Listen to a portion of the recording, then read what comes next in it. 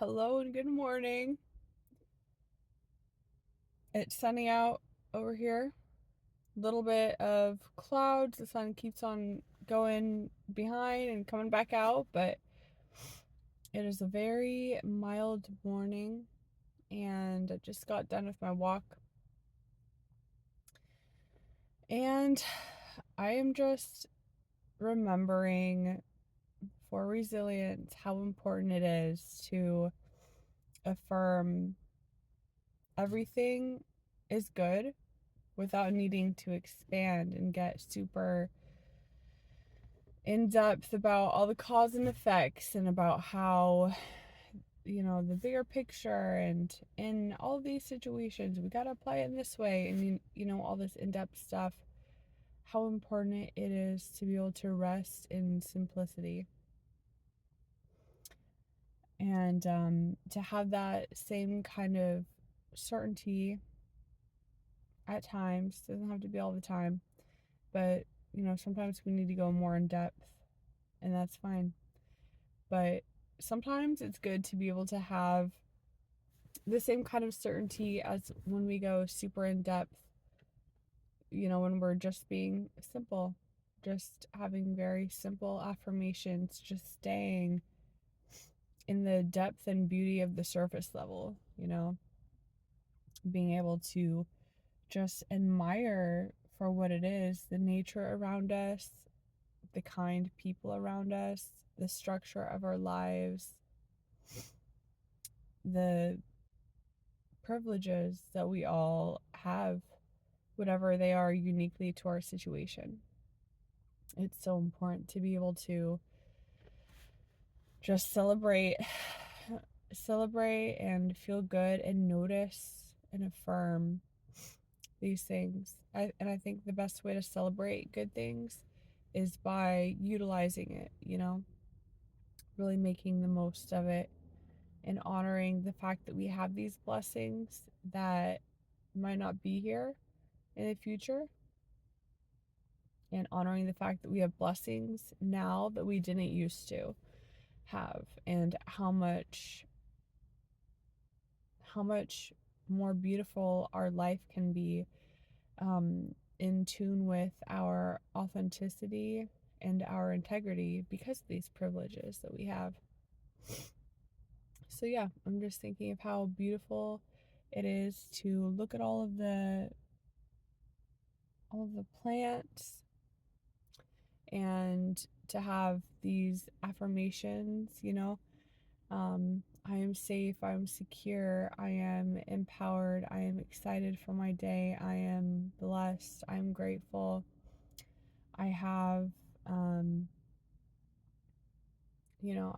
gratitude or I'm I have gratitude for the opportunities before me, you know. It is a privilege and something to really honor that we even have the opportunities in front of us every day, the opportunities that, cause us fear, uncertainty, where we have to really practice analyzing and managing our emotions and thoughts to a really kind of high degree in order to feel safe about doing something that's just outside of our comfort zone. I think it's so important to remember that these things are these opportunities are a blessing to have in our lives in the very first place.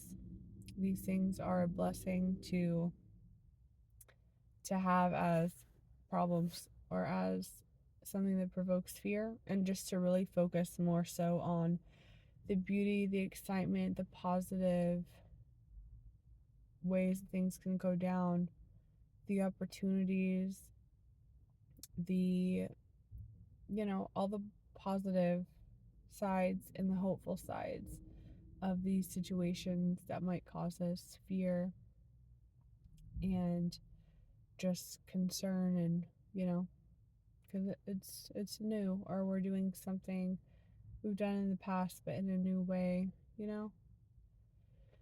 So I think, especially as recovered people, when we used to use our addiction, whatever it was, sorry, of allergies this morning. When we used to use our addiction to numb or short circuit, stop that curiosity into our emotions and thoughts, we shut down our process of being able to feel safe to open up that book of emotions and emotional thoughts and to examine what is really in there, what are my subconscious beliefs, um, and what is the reality of the situation, what is the way that I am now equipped to, that I wasn't when I was younger, when I started using various addictions to numb and short circuit emotional exploration. What are the things that the tools I now have to be able to reframe and um, interpret and analyze these circumstances in different ways, and to really look for that privilege and blessing maybe that we didn't know was there. Like for myself, I'm really realizing how beautiful friendship is and how necessary safe, deep friendships are to having a fulfilling, safe, secure, stable, meaningful life. And I'm realizing that when I was younger, I always had modeled to me or saw in circumstances around me friendship modeled as this thing that you're supposed to have in order to be valid. That's the only reason why you have it, in order to like be considered valid or um, not not made a target of people disliking you. And that the way to keep friendships is to make sacrifices that harm you. um, that's how I saw friendship modeled to me. And I was always like, I'm not interested in that. Like, I don't need friendships in order to feel valid, and I don't care that much about, like, other people are gonna harm me anyway, so I don't even care if, you know, like, I didn't have that vision for what a positive friendship could be. And now just realizing how amazing friendship is to protect and help manage that sense of emotional connection to ourselves and the world around us, and to have practical, meaningful help of working together towards similar purposes, even if it's not directly, even if it's more like people on separate journeys, but able to connect about the topics that are really relevant to them. It brings around a whole different understanding of friendship to me. And that's really, really exciting. And, so there's things that we can have certain beliefs and fear around when we were younger, and then addiction just kind of shakes things up so that then in the future, like I'm now, you are able to reinterpret, given your perspective now, reinterpret and understand from a different perspective why certain things are beautiful and good and necessary, and knowing that we can actually choose the types of, especially with relationships, we can choose the type of dynamics that we want to have by being that ourselves. That is how we kind of choose our standards, so to speak. Choose, being able to find what is really authentic and compatible with us personally, like what really helps and is emotionally meaningful and relevant to the life that we personally live. So yeah, um, it's important to stay simple, stay appreciating all of the beauty, to catch our minds when our minds go into kind of this in-depth analysis, and it even starts to go into worry, where we're like, what if XYZ happens? I'm going to do this. And then we're imagining these stressful scenarios that aren't even real. And sometimes the best way, like sometimes it's like we'll imagine stressful scenarios in order to kind of assure ourselves, like, "Oh, I know how to handle this." But at some point, we have to just be like, the only way we can handle it is going to be authentic to ourselves in the moment. And a part of building our authenticity for the moment, like setting ourselves up for to not feel hurt or to feel understanding of another person or to protect the things most important to us, the way that we do that, set our mindset up is by practicing in our imagination, imagining all the things we want, all the things that energize us, the beauty and excitement and stability and pride in the life we're creating for ourselves, things like that, and realizing that one person's little comment compared to everything that we're doing, it's just like, a little raindrop falling. It is something that we experience and notice, but it doesn't have that kind of emotional weight or significance compared to, you know, if maybe we are thinking, we're spending a lot of time thinking really hard about, what if a raindrop falls on me? What if, like, what if the raindrop is acid rain? What if the raindrop contains pollutants that give me cancer? What if the raindrop is a portent of doom? What if it is like predicting the end of the world? What if the raindrop falling means that it's like some kind of significant meaning, that it's a predictor that I'm gonna fail? And we set up these thoughts in our minds that are really not necessary to do. These thoughts are not really relevant to us or helpful, really. So, yeah, I think staying simple in affirming and celebrating and acknowledging gratitude for all the beautiful things, for really just soaking up all of the beauty. And this kind of mindset is going to go really far in setting us up to be kind of regenerating our energy so that we can be committed and consistent and available and show up for ourselves and other people. In this mindset of simplicity and celebrating all the beautiful positive things is also really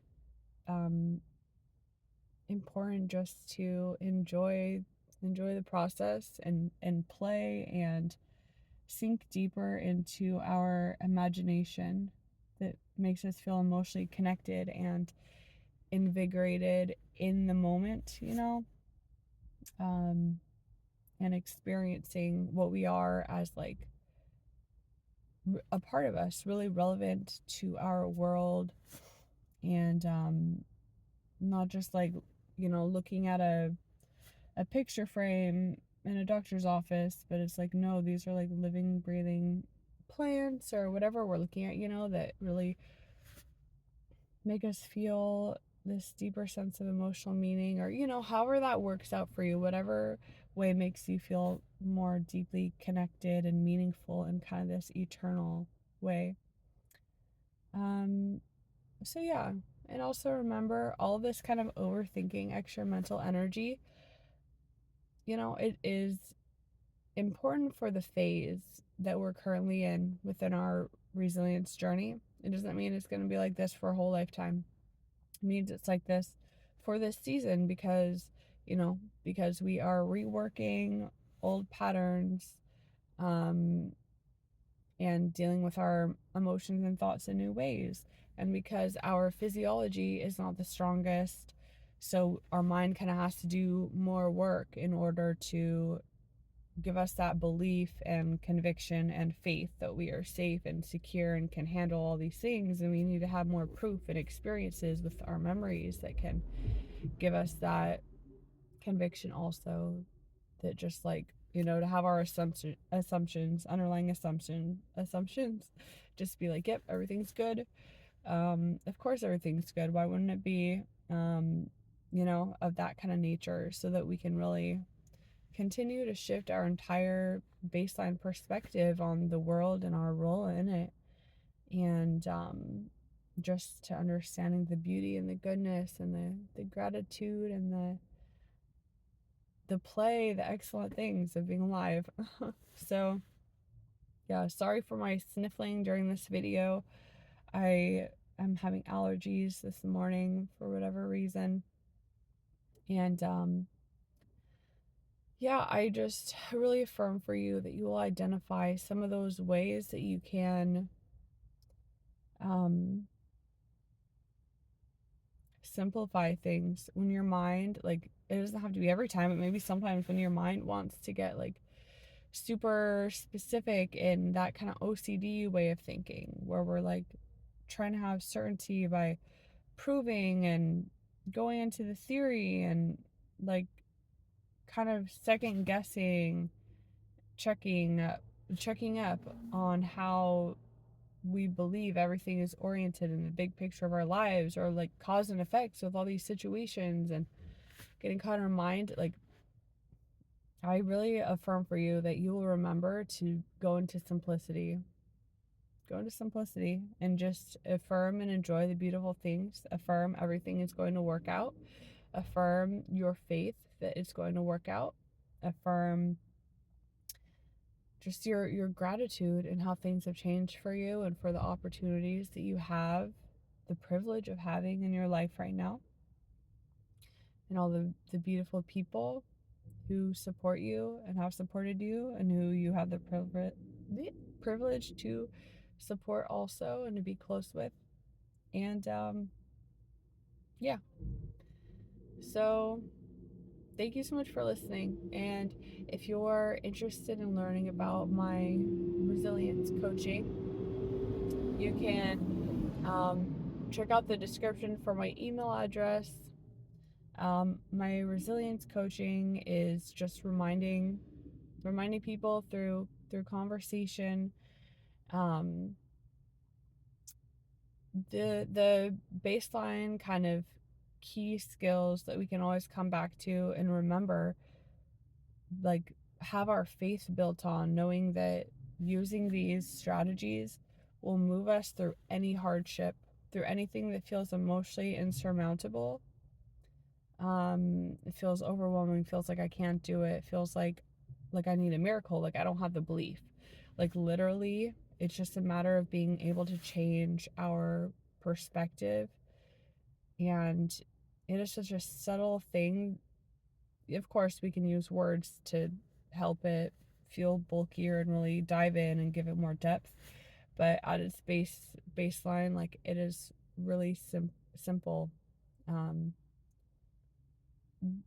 Deceivingly simple, I think I would say, just in my own life, being like, oh my God, like this actually works. Like literally, like just affirming myself, affirming my life using words. What? Like using words actually makes a difference in how I feel about myself and my life.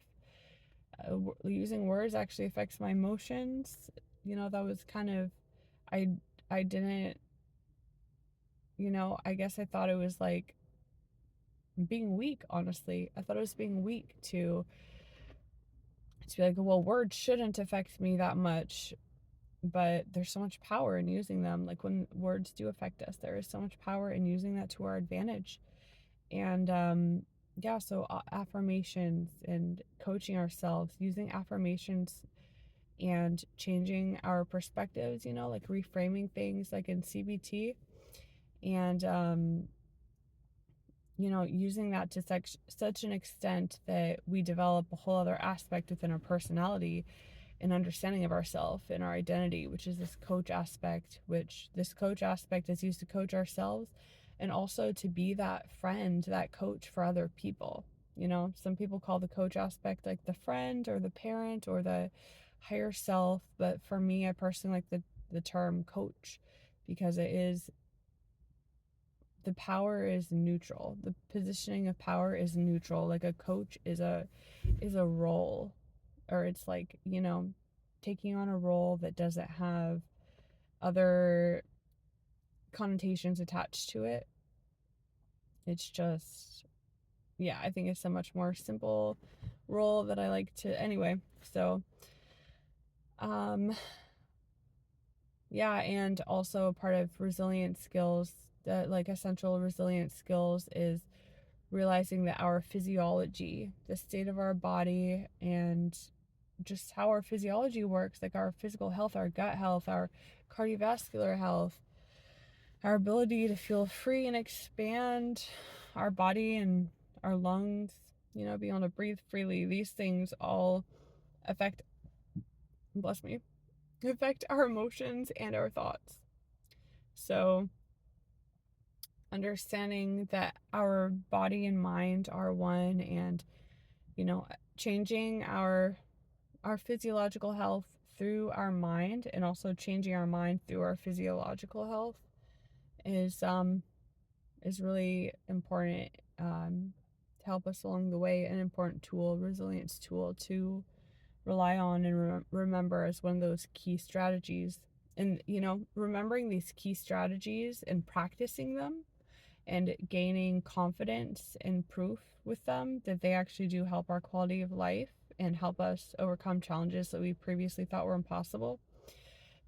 It's really necessary to develop that kind of sense of identity, like, oh, these skills are a part of me, like this is just how I go about the world, I see everything.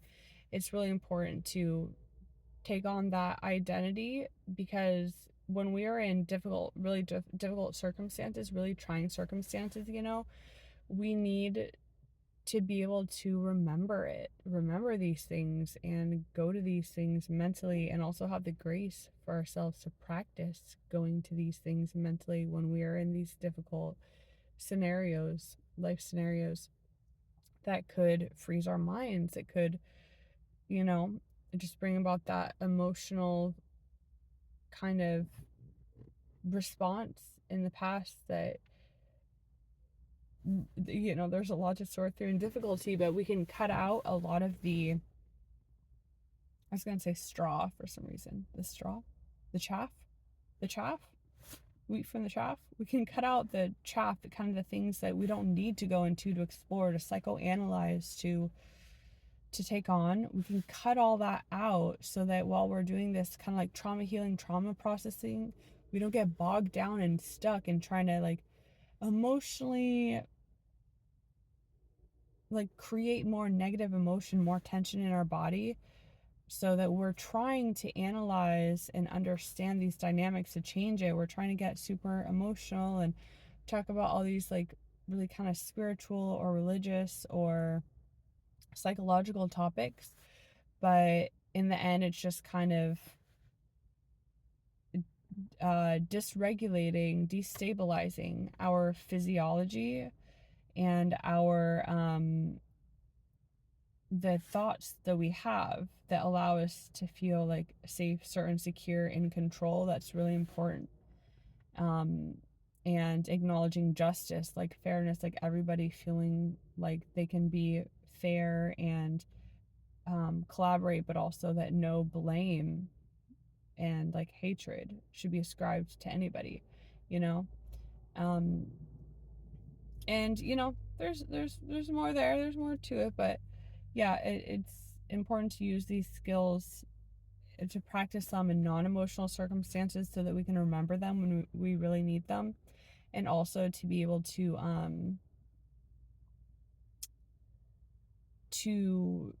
just use these skills as a part of our our identity, just so we can remember them when we need to. And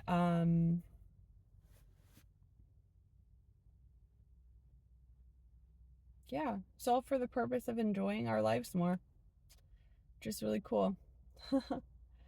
And